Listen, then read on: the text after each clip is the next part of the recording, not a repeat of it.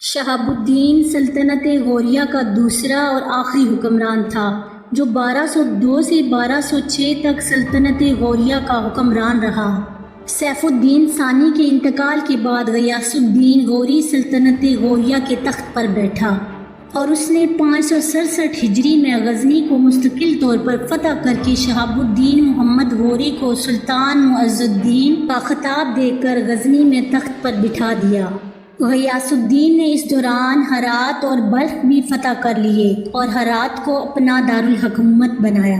سلطان شہاب الدین غوری اگرچہ اپنے بھائی کا نائب تھا لیکن اس نے غزنی میں ایک آزاد حکمران کی حیثیت سے حکومت کی اور پاکستان اور شمالی ہندوستان کو فتح کر کے تاریخ میں مستقل مقام پیدا کر لیا۔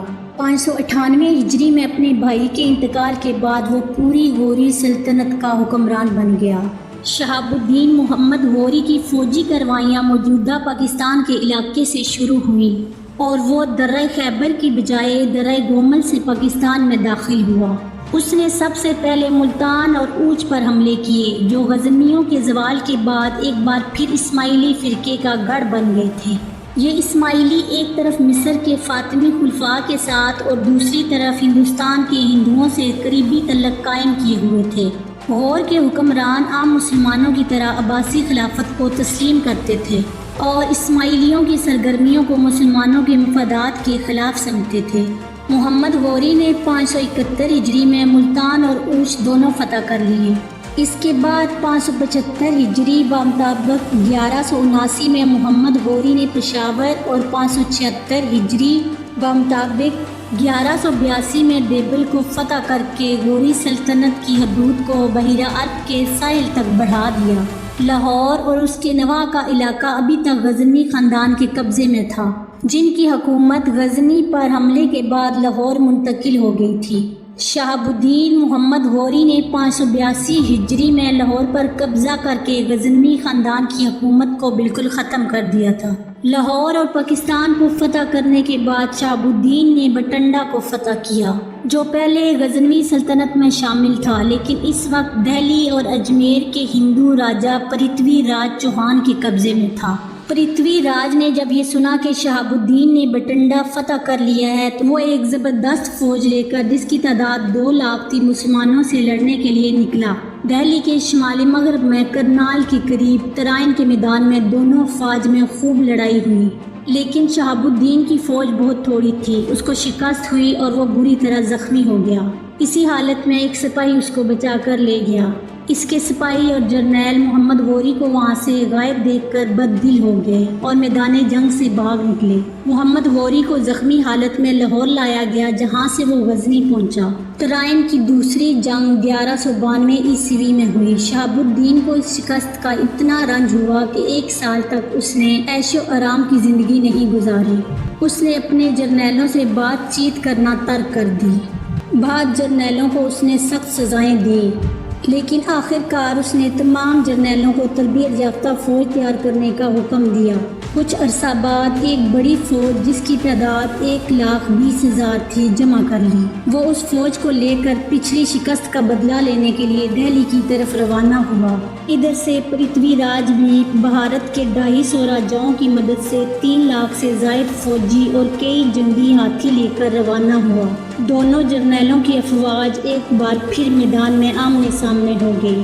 راجہ پرتھوی راج چوہان نے محمد غوری کو خط لکھا اور نصیحت کی اپنے سپاہیوں کی حال پر رحم کھاؤ اور انہیں لے کر غزنی واپس چلے جاؤ، ہم تمہارا پیچھا نہیں کریں گے۔